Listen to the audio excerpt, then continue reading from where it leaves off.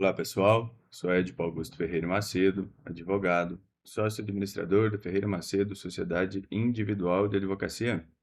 Se você acha que o auxílio acidente é exclusivo para quem sofre acidente de trabalho, você está deixando dinheiro na mesa e prejudicando seus clientes.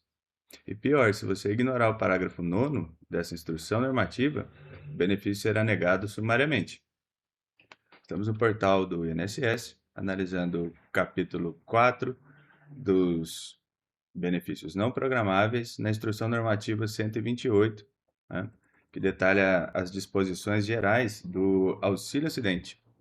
Nós vamos desconstruir essa norma com certo rigor lógico, né, para entender exatamente onde estão as armadilhas e as oportunidades, né? Então, pessoal, o núcleo do benefício está exatamente em quem pode receber e qual é a premissa maior para a concessão. Veja, artigo 352. O auxílio acidente é um benefício de caráter indenizatório devido ao segurado empregado, inclusive doméstico, ao trabalhador avulso e ao segurado especial que sofrem acidente de qualquer natureza, quando a consolidação das lesões decorrentes do acidente resultar em sequela que implique redução definitiva da capacidade de trabalho que habitualmente exercia. Porém, vejam aqui no parágrafo 9º. Não é devido ao auxílio acidente ao segurado contribuinte individual e ao segurado facultativo. Bom, pessoal, na prática, isso significa que esse benefício serve para indenizar o trabalhador que ficou com uma sequela definitiva após se acidentar. E atenção, pode ser um acidente de qualquer natureza, inclusive fora do trabalho. Porém, ele abrange apenas um grupo específico, né, de segurados: os empregados, os trabalhadores avulsos e os segurados especiais. Os autônomos, né, os contribuintes individuais, e os segurados facultativos, aqueles que não exercem atividade remunerada, não têm direito a esse benefício. E a análise técnica, ela é profunda, né? O legislador excluiu o contribuinte individual baseando-se na premissa de que ele possui autonomia sobre a gestão da própria atividade.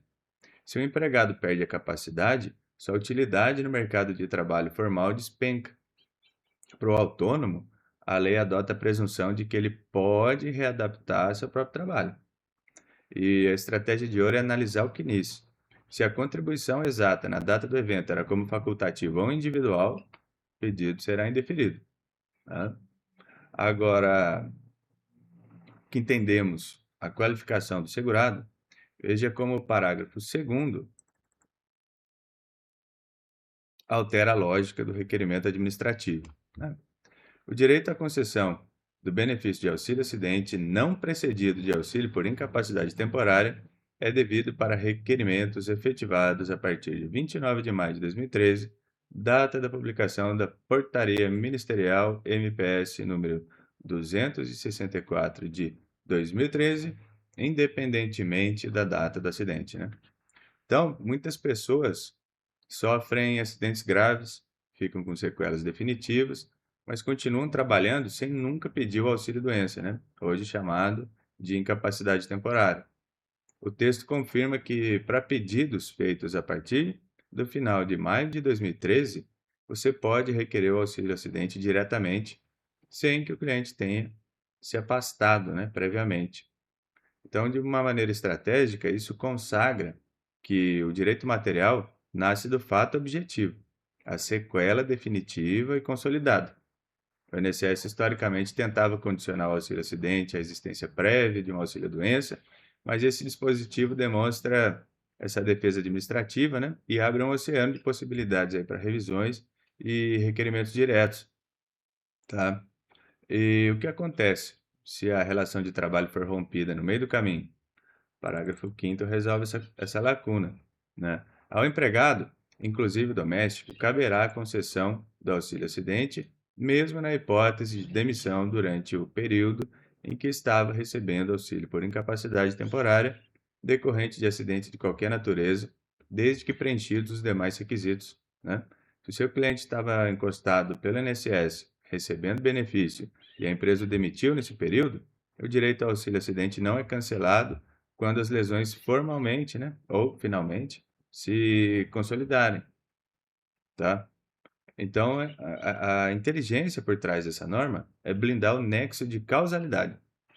A rescisão do contrato de trabalho por parte do empregador não possui o condão jurídico de apagar a proteção previdenciária que se originou no momento do acidente.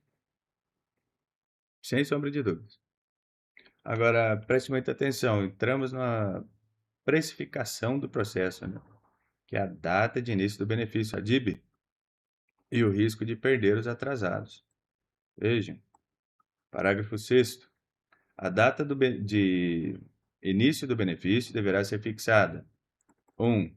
Na data da entrada do requerimento, quando não precedida de auxílio por incapacidade temporária, ou 2. No dia seguinte à data da cessação do benefício de auxílio por incapacidade temporária, quando precedido deste, né? Veja, parágrafo 10º.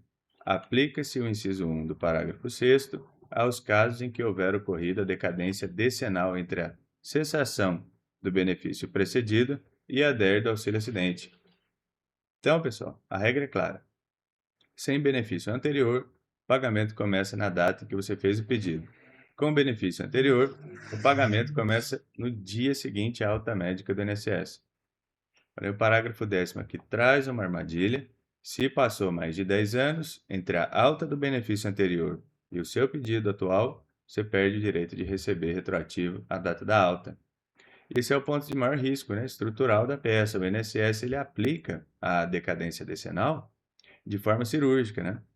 Se você identificar um lapso maior que 10 anos entre a cessação do benefício primário e o requerimento atual, ajuste a expectativa do seu cliente. A DIB será fixada na data da entrada do requerimento, né, atual. Então, limita severamente os valores retroativos. Além disso, nunca esqueça de conferir a renda mensal inicial, né, aqui no parágrafo 7º. Garante que ela seja calculada conforme os parâmetros do inciso 10 do artigo 233. Nós temos vídeo a respeito, queira consultar nossa videoteca, né? E para fecharmos esse mapeamento legal, a gente precisa olhar para as restrições temporais e a manutenção da qualidade segurada fixadas aqui no artigo 353 e parágrafos, né? Veja, é devido ao auxílio-acidente ocorridos durante o período de manutenção da qualidade segurada a partir de 31 de dezembro de 2008.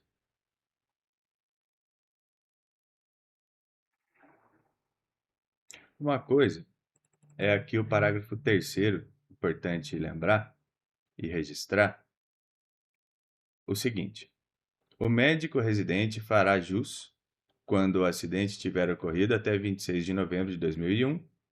E parágrafo 4º, a concessão de auxílio-acidente ao segurado empregado doméstico é devido para fatos geradores ocorridos a partir de 2 de junho de 2015. Pessoal, o direito varia dependendo do calendário, né? Se o acidente ocorrer durante o período de graça, quando o cliente parou de contribuir, mas manteve os direitos, o benefício só é cabível para acidentes pós-dezembro de 2008. Inclusive, médicos residentes, né, precisam ter se acidentado antes de novembro de 2001 para ter o direito, e já os empregados domésticos só adquiririam essa proteção para eventos ocorridos após junho de 2015, né, data da publicação da Lei Complementar 150, da empregada doméstica.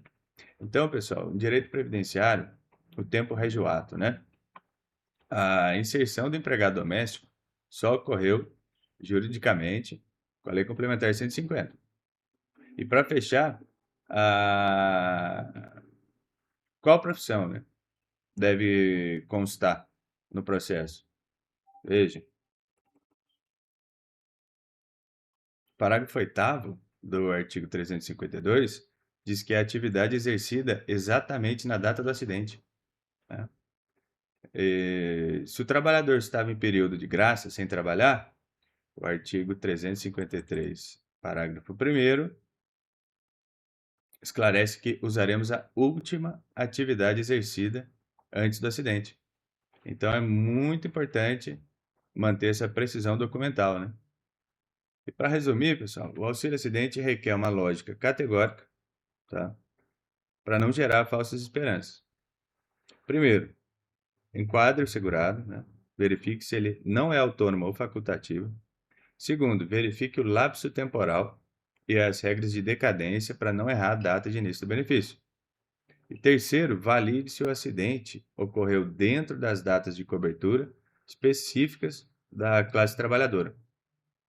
Se esse vídeo lhe foi útil, dê um like, se inscreva no canal, compartilhe. Se tiver alguma dúvida, deixe aqui nos comentários e até a próxima.